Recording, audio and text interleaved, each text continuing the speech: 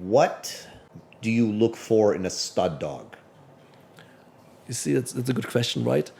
I look at a stud dog for breed worthiness, Breed worthiness, means like the dog must have like the wow effect, The dog should have like a really high prey behavior, right? A high commitment to possess, right? A high commitment to defend, a high commitment to keep pressure, a high commitment to recover.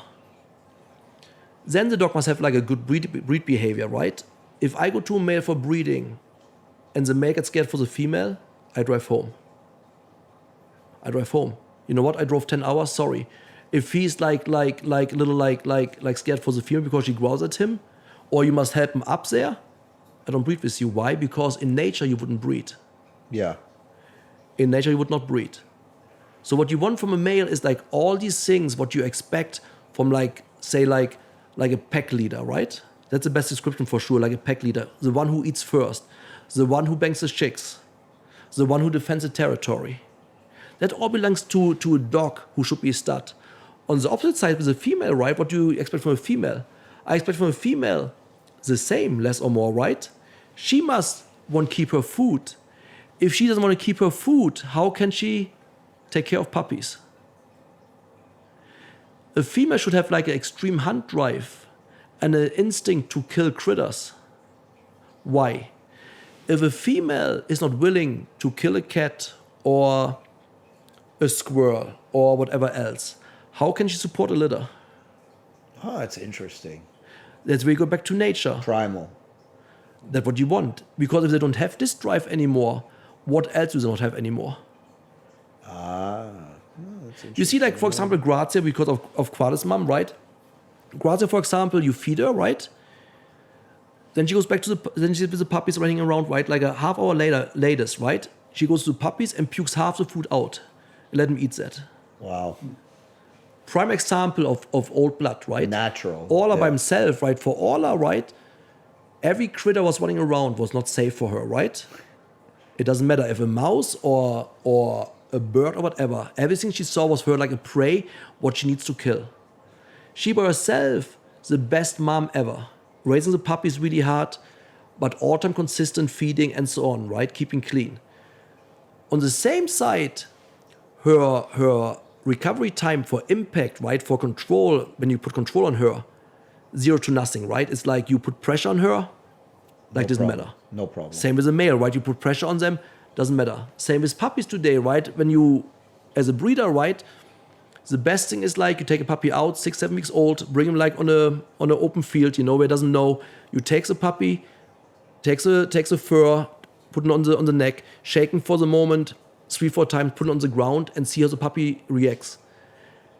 A good puppy will recover in a second. You will have some puppies that will sit there for the next minute because they cannot recover from the stress. Do you want this puppy for the sport or for work? Nope. No, you should always 6 weeks, he cannot handle it. Yes. And it was nothing bad handling. That's what a mom does to a puppy. She takes him on the back and shakes him. Yeah. If a puppy cannot handle that, how can he handle any stress later in training? The same with a male.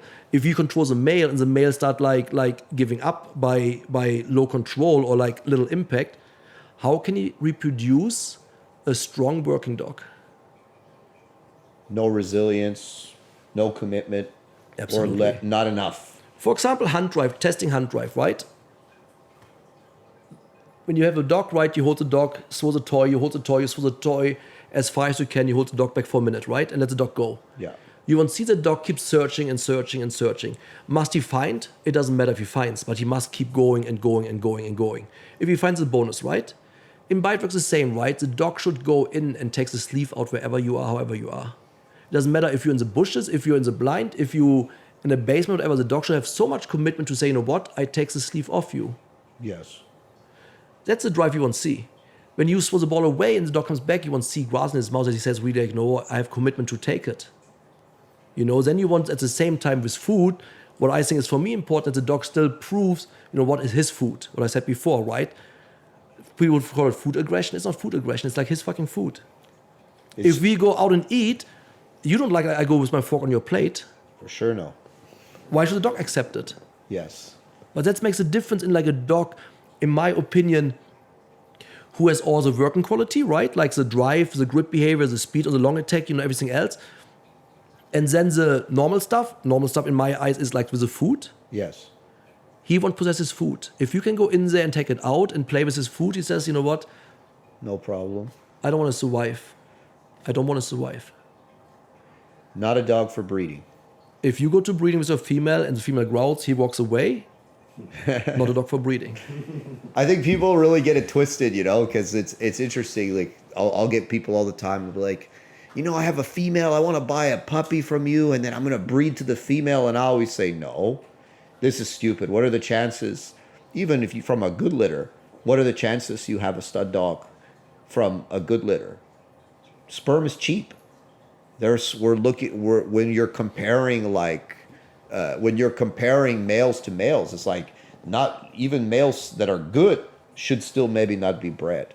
Oh, absolutely. Like males that are good enough in the sport, people ask because I post again, obviously on YouTube, my dog Gage a lot. They're like, oh, when are you going to make puppies from this? I said, I'm not making puppies from this dog. I think people don't understand there's a difference between like a normal dog, a good dog, and a breed-worthy dog. Different.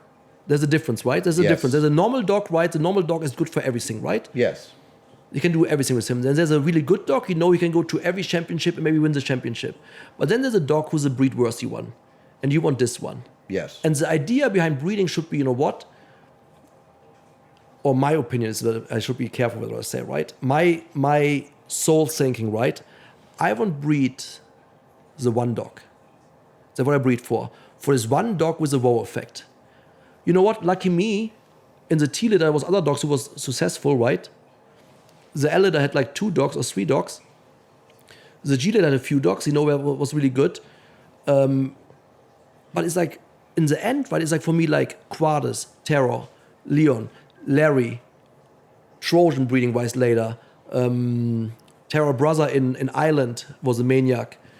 Who else was there? Onzo, for example, the Larry son, you saw the Onzo, the Larry son, the flying in the long attack. Yes. Yades, for example, Yades was like an older lady, right? The best home ever, the dog, is like an airplane on the long attack, more drive than brain, more food drive than brain. He will never go anywhere, right? But it's like a dog where you say, like, that's what I want. That's what I want.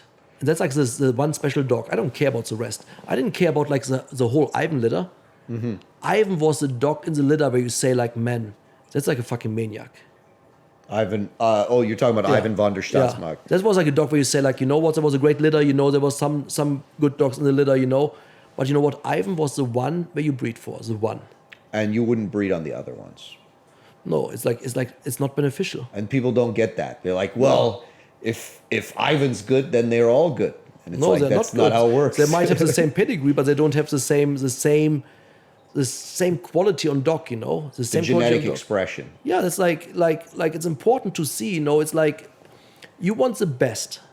If you compare with let's say, like, if I see someone with a dog can run like 50 miles an hour as a dog, 50 miles an hour, right? Yes.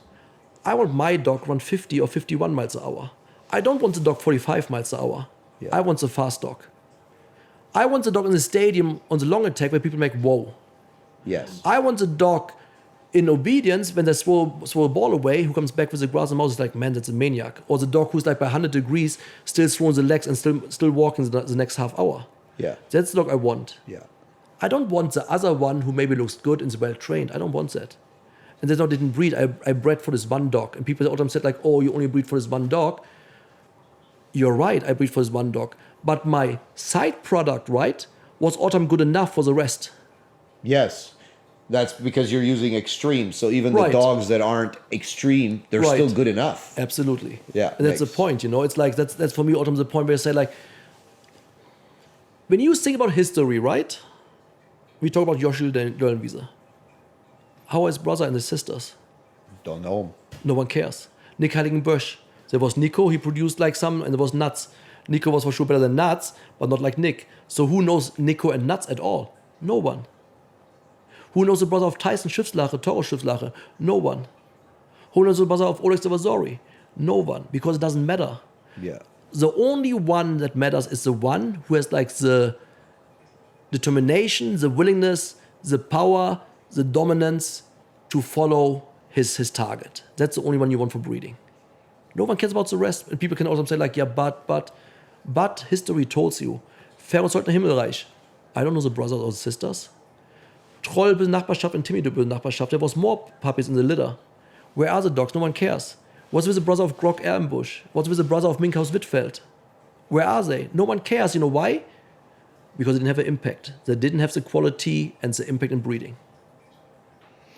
But today people all the time think like, oh, we can try because it's the same blood and this, and I can use this. No, it's watered down. It's interesting. So it seems like from a breeding perspective, you're really looking for those primal traits